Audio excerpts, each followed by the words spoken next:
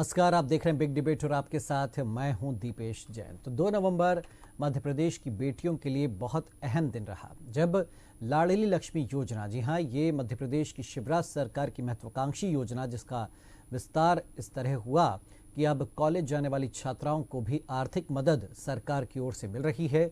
और इसकी पहली किश्त मुख्यमंत्री शिवराज सिंह चौहान ने उन बेटियों को सौंपी। इतना ही नहीं, अब प्रदेश में हर बड़े शहर में एक रास्ता लाडली लक्ष्मी के नाम पर होगा। तो ये नवाचार बेटियों के सुखद सुरक्षित भविष्य के लिए कितने अहम हैं, इससे बेटियों का जीवन कितना बदलेगा, कितना सुधरेगा, इसी पर करेंगे हम चर्चा। पहले देखिए रिपोर्ट।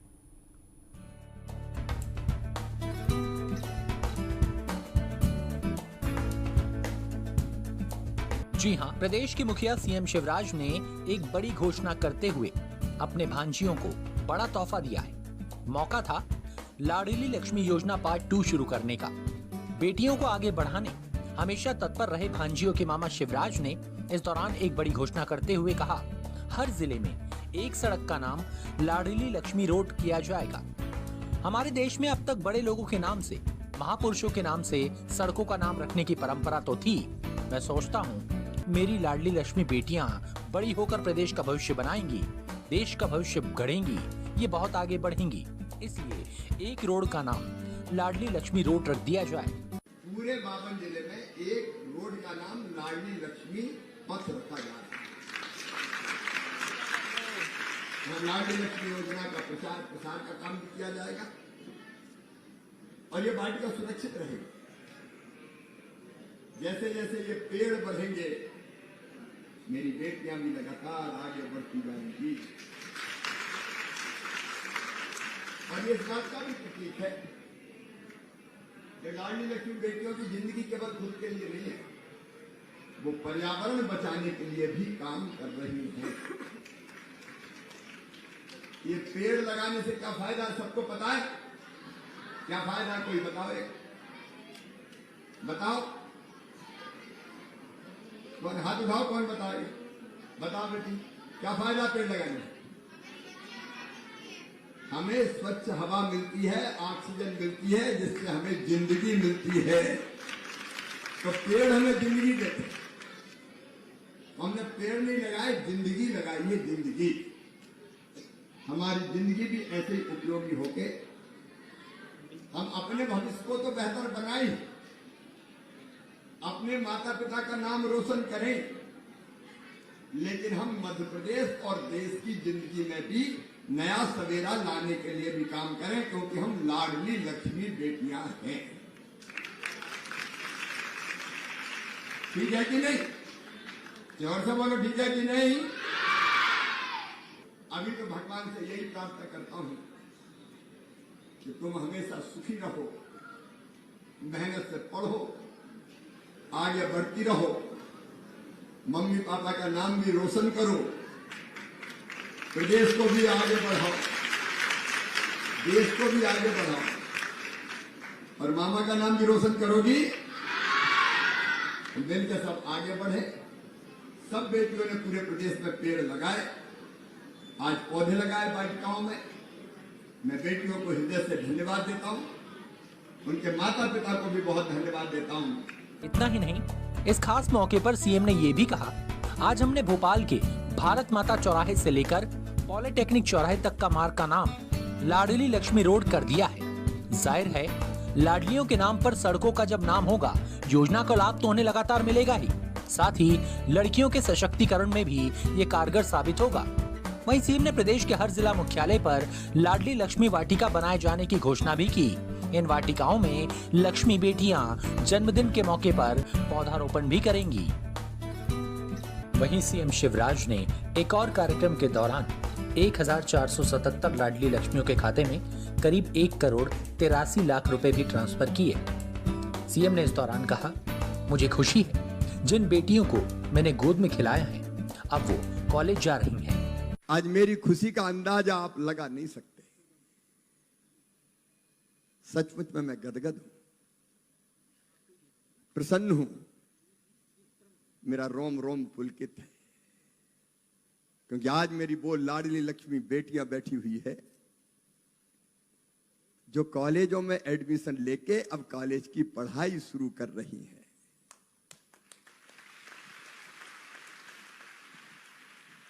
ये वो बेटियां हैं जिनमें से कई को मैंने गोद में खिलाया है। जब शुरू में लाडली लक्ष्मी योजना बनाई थी तो गोद में लेके मैं उछालता था और फिर हाथ में पकड़ता था और फिर उनके हाथ में लाडली लक्ष्मी का प्रमाण पत्र देता था। छोटी छोटी बेटियां हंसती थी, खिलखिलाती थी, कोई प्रमाण पत्र पकड़ लेती थी। एक आदमी ने तो मेरा कान भी पकड़ लिया था। मेरी बेटी अंदाज नहीं है तुम्हें। अब ऐसे में देखना होगा लाडलियों को आगे बढ़ाने प्रदेश सरकार की पहल का आगे कितना असर दिखाई देता है।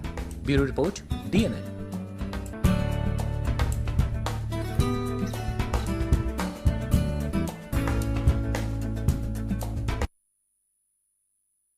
तो चलिए इसी मुद्दे पर हम चर्चा शुरू करेंगे। 3 खास मेहमान हमारे साथ में, उनका परिचय करवाते हैं। गीत धीर जी हैं, बीजेपी की ओर से आपका स्वागत है गीत जी। अमित तावरे जी हमारे साथ में हैं, कांग्रेस की ओर से आपका स्वागत है। और राजेश जौहरी जी हैं, वरिष्ठ पत्रकार, आपका भी स्वागत है। गीत जी, पहला कमेंट आपसे, आप लाडली लक्ष्मी 2.0 योजना का विस्तार किस तरह मददगार होगा मध्य प्रदेश की बेटियों के लिए?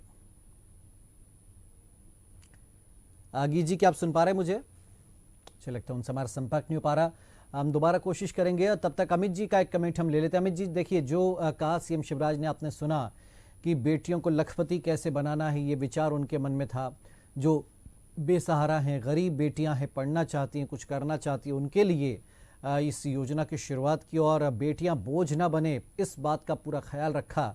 तो न केवल छोटी बेटियों के लिए बल्कि जो कॉलेज जाने वाली छात्रा, उनके लिए लाडली लक्ष्मी योजना 2.0 लेकर आए हैं शिवराज सरकार। क्या कहेंगे? देखिए, मुख्यमंत्री जी की ये जो लाडली लक्ष्मी योजना है, उसको समझने के लिए हमको उसके पूर्व का जो अनुभव है उसका अध्ययन करना होगा।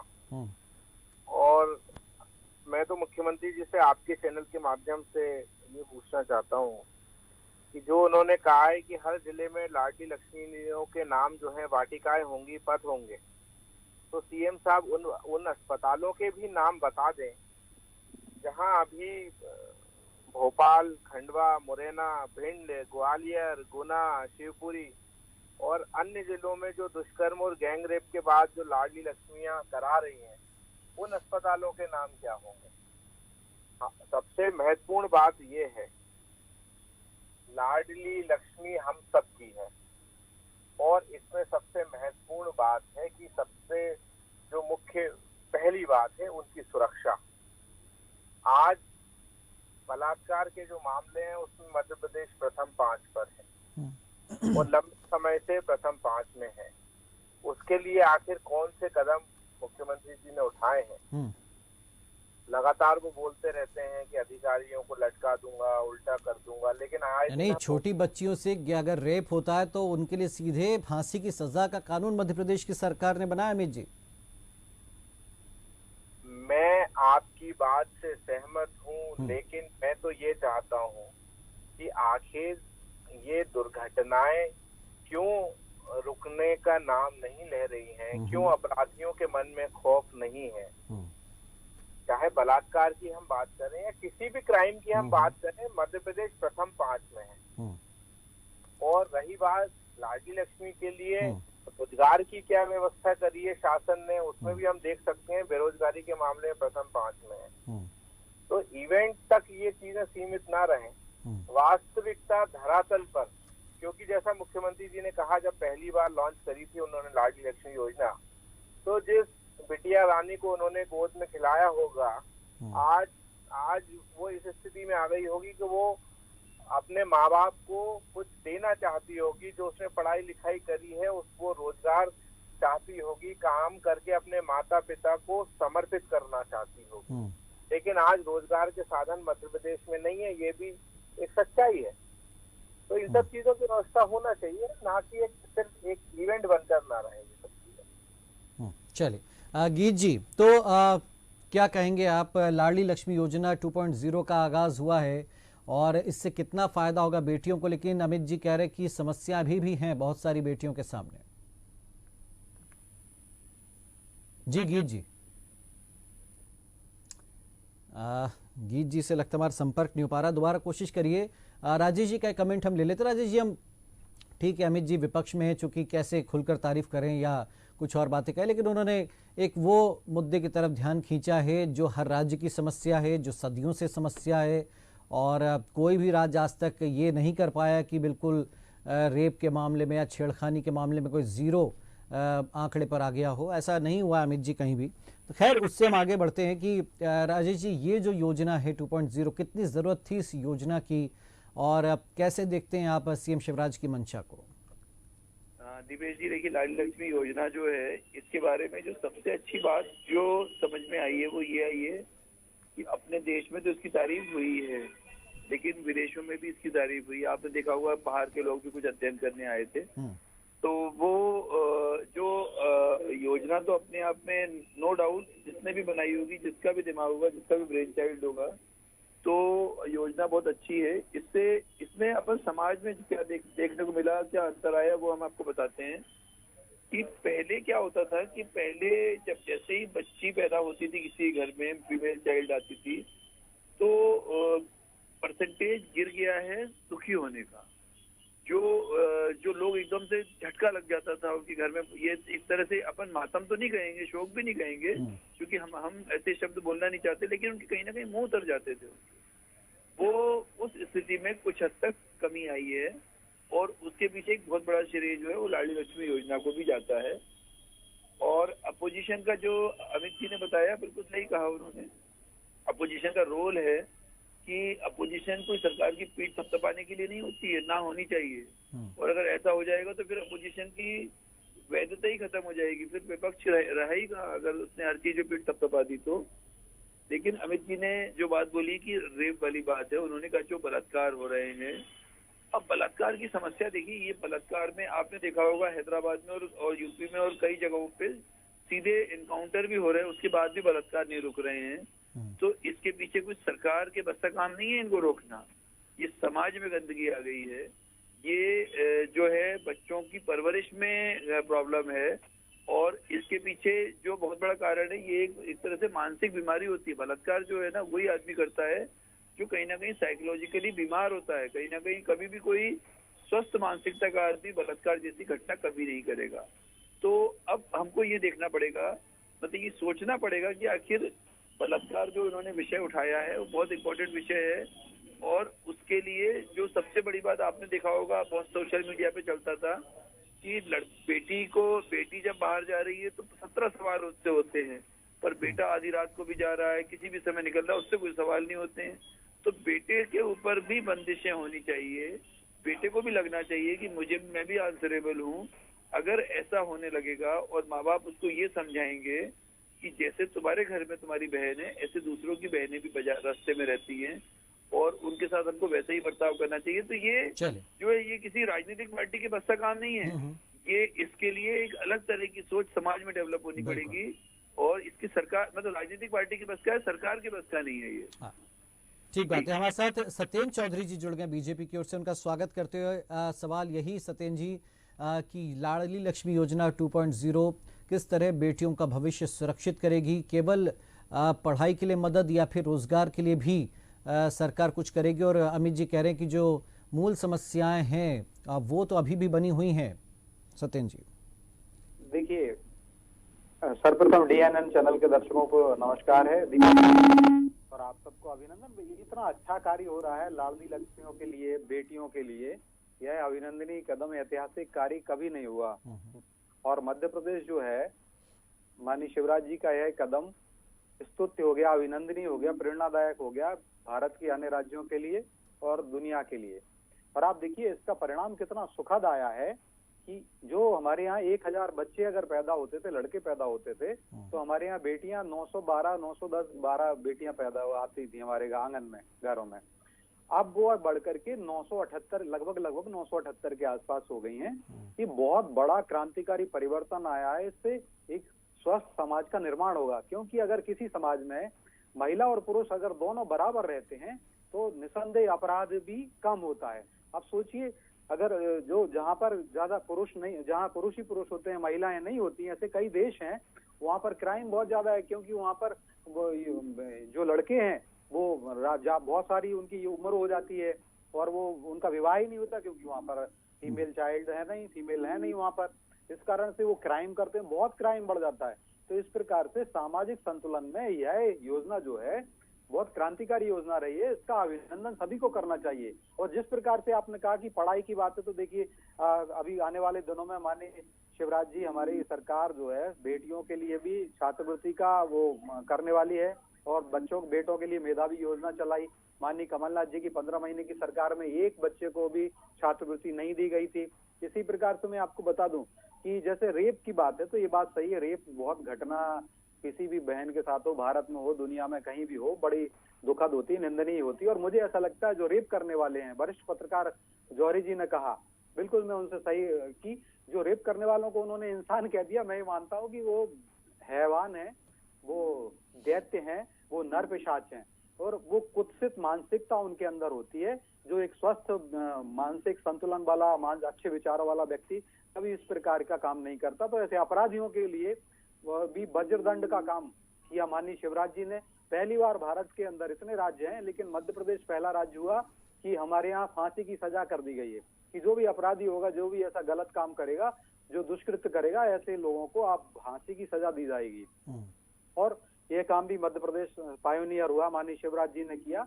इसलिए मैं मानता हूं कि भारतीय जनता पार्टी की सरकारें महिला उत्थान के लिए भी कल्याणरत हैं। अब देखिए, अगर बात है तो सज्जन सिंह वर्मा मध्य प्रदेश के इतने बड़े नेता हैं, कांग्रेस के नेता हैं, तो और किस प्रकार का गैर जिम्मेदाराना बयान देते हैं कि 15 वर्ष में ही विवाह की उम्र कर देना चाहिए, क्योंकि मासिक धर्म बेटियों का 15 वर्ष में आ जाता है। तो इससे अपराध, बिल्कुल बेटियों का सम्मान नहीं होगा, उनके शील की रक्षा नहीं होगी, उनके शील की पूजन नहीं करेंगे।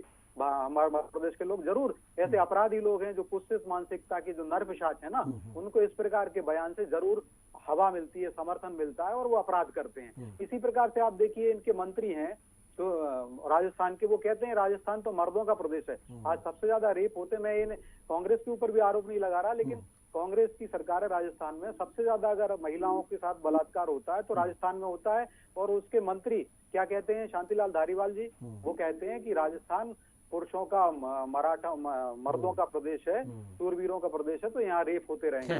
मतलब हम रेप की समस्या पर वैसे चर्चा करने नहीं बैठे अमित जी और सत्येंद्र जी, मैं दोनों से कहूंगा भाई, बहुत सारी बातें कहने के लिए कि बेटियों को और क्या सुविधा मिलनी चाहिए। बात हम ये नहीं कह रहे कोई कि दुष्कर्म के हम मामले पर चर्चा करें।